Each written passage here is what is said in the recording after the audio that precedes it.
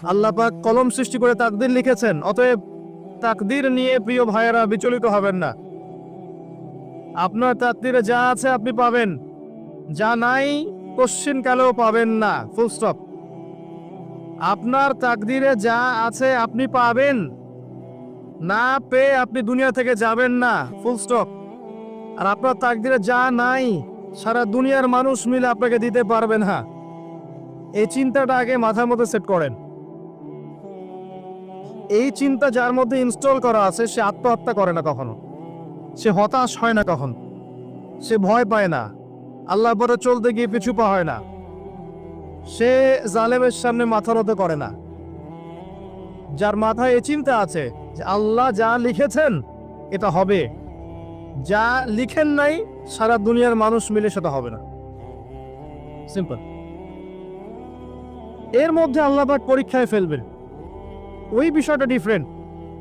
আমি অবশ্যই তোমাদেরকে পরীক্ষা করব ভয় দিয়ে, ক্ষুধা দিয়ে, সন্তানের ইন্তেকাল দিয়ে, ফসলের ক্ষতি দিয়ে, সম্পদের ক্ষতি দিয়ে আমি পরীক্ষা করব।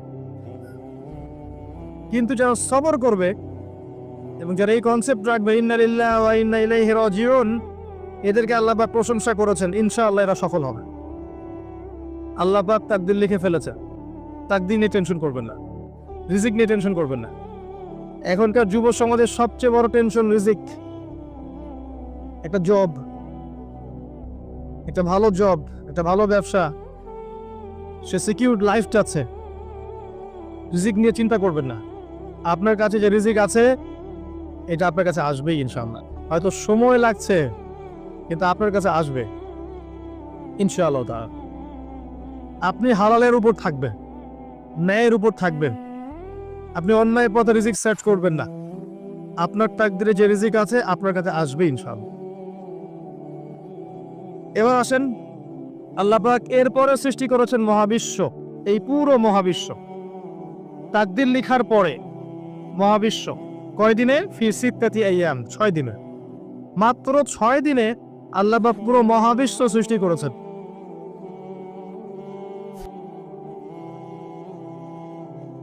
হুয়াল্লাযী খালাকাস সামাওয়াতি ওয়াল আরদা ফি সিত্তাতি আইয়াম সুম্মা ইস্তাওয়া আলাল আরশ। সূরা হাদীদের মধ্যে এটা আছে। তিনি সে আল্লাহ যিনি এই মহাবিশ্ব সৃষ্টি করেছেন 6 দিনে, এরপরে আরশের উপর সমাসীন হয়েছেন। আল্লাহ পাক এর একদিন আমাদের একদিনের মতো নয়, বরং কিয়ামতের মাঠে যেদিন আমরা দাঁড়িয়ে থাকব এই দিনটা হবে আল্লাহর হিসেবে 50,000 বছরের সমান। মানুষ অস্থির হয়ে থাকবে, বিচার শুরু হচ্ছে না কেন। অপেক্ষা করা কাজটা খুব যন্ত্রণাদায়ক, তাই না?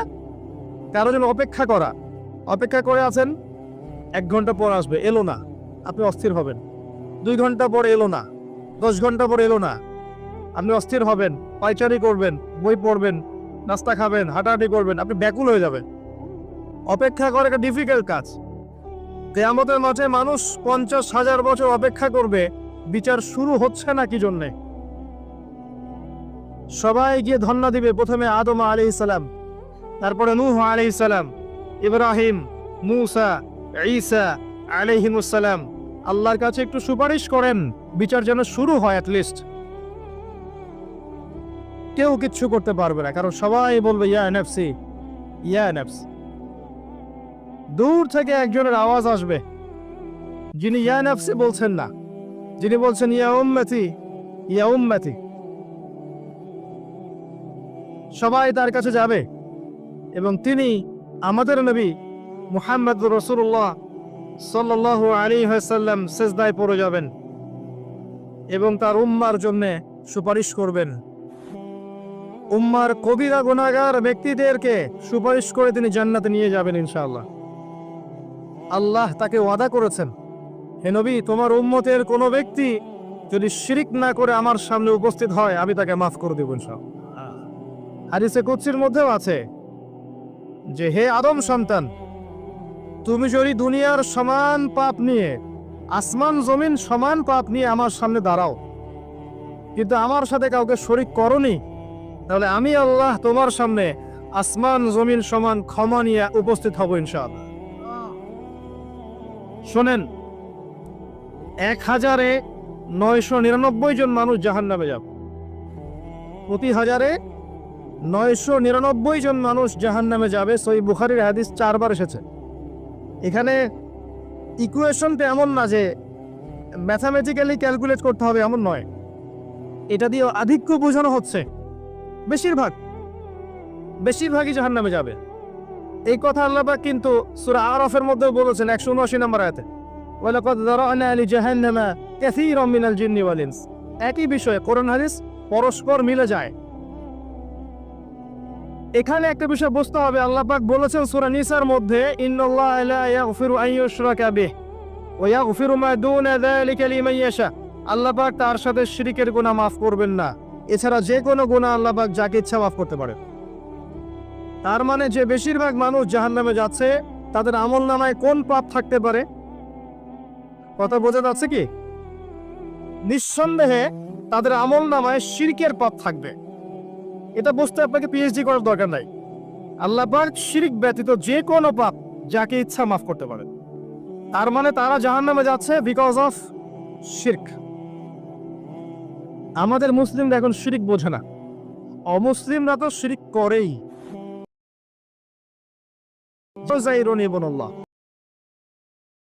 সন্তান নাউযুবিল্লাহ, শিরক। অথচ ওরাই এখন বিশ্বকে রুল করছে, তাই না? ওয়াকালাতিন নাসারা আল মাসীহ ইবনুল্লাহ, নাসারা বলছে যে ঈসা ইবনে মারইয়াম আল্লাহর সন্তান, তাই না? অথচ ওই সভ্যতাই এখন বিশ্বকে রুল করছে। যালিকা কাউলুহুম বিআফওয়াহিহিম, এটা ওদের মুখের কথা, এটা জাস্ট মুখের কথা। আবার অনেক সময় দেখা যায় যে আল্লাহকে বাদ দিয়ে আমরা মাধ্যম পূজাও করছি। অমুসলিমরা তো শিরক করছেই, যারা মুসলিম তারা দেখবেন আল্লাহকে বাদ দিয়ে মাধ্যম পূজা শুরু করেছে। মাজারের পূজা করছে, কবরের পূজা করছে, মৃত ব্যক্তির ওসিলায় পার পাওয়ার চেষ্টা করছে। মুসলিম থেকে দেখবেন তাকদীরকে অস্বীকার করছে, আল্লাহর হালালকে হারাম করছে, আল্লাহর হারামকে হালাল করছে। মুসলিম থেকে দেখবেন যে হাতে একটা আংটি পড়েছে, ভাই কি জন্য পড়েছেন? এই রোগ ভালো হবে আমার।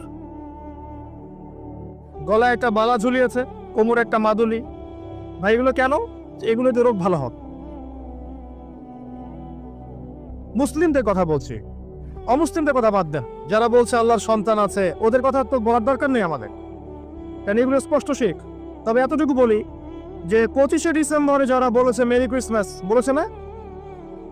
25শে ডিসেম্বর যারা বলেছে মেরি ক্রিসমাস মুসলিমদের মধ্যে, এরা স্বীকার করে নিয়েছে যে ওই দিন আল্লাহ রাব্বুল আলামিন ঈসা আলাইহিস সালামকে জন্ম দিয়েছেন। নাউযুবিল্লাহ, নাউযুবিল্লাহ। এত বড় একটা কথা, এই কথা যদি আসমান জমিন আর পাহাড় শুনে রিয়াক্ট করতে পারত, থরথর করে কেঁপে ভেঙে যেত ওরা। সূরা মারিয়ামের শেষের দিকে পড়ে দেখা,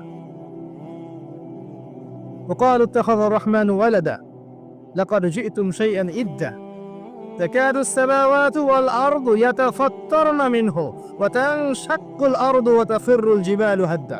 পরেন অর্থটা, আসমান জমিন পাহাড় যদি এই কথা শুনে রিয়াক্ট করতে পারতো, এরা চৌচির হয়ে যেত। এত বড় একটা কথা বলেছো তোমরা, ঈসা আলাইহিস সালামকে আল্লাহ পাক জন্ম দিয়েছেন, নাউযুবিল্লাহ। এরা তো শিরক করছেই। মুসলিমরাও দেখবেন এই যেগুলো বললাম, আল্লাহকে বাদ দিয়ে অন্যের কাছে দোয়া করছে, আল্লাহকে বাদ দিয়ে অন্যকে সেজদা করছে, আল্লাহকে বাদ দিয়ে অন্যের কাছে নজর মানত করছে, আল্লাহকে বাদ দিয়ে অন্যের জন্য জবাই করছে, আল্লাহর তাকদীরকে অস্বীকার করছে, আল্লাহর হালালকে হারাম করে নিচ্ছে, আল্লাহর হারামকে হালাল করে নিচ্ছে। দেখবেন মুসলিমরা করছে। এবার মুসলিম জেনারেশন, এমন একটা প্রজন্ম বের হয়েছে এখন ইয়াং জেনারেশনের, তারা বলছে যে এই মহাবিশ্ব বিগ ব্যাং থেকে সৃষ্টি হয়েছে, আল্লাহ বলতে কিছু নাই। আপনি বোঝেন কি কারণে প্রতি 999 পিপল জাহান্নামে কেন যাবে? কারণটা কি? শিরক। আর এই শিরকটা হচ্ছে আপনার চিন্তায়, আপনার কথায় এবং আপনার কাজে। চিন্তার মধ্যে শিরক। যেমন একজন ব্যক্তি চিন্তা করে আকীদা যে আল্লাহ ছাড়া অমুকও সন্তান দিতে পারে, এরকম আকীদা নাই মুসলিমদের।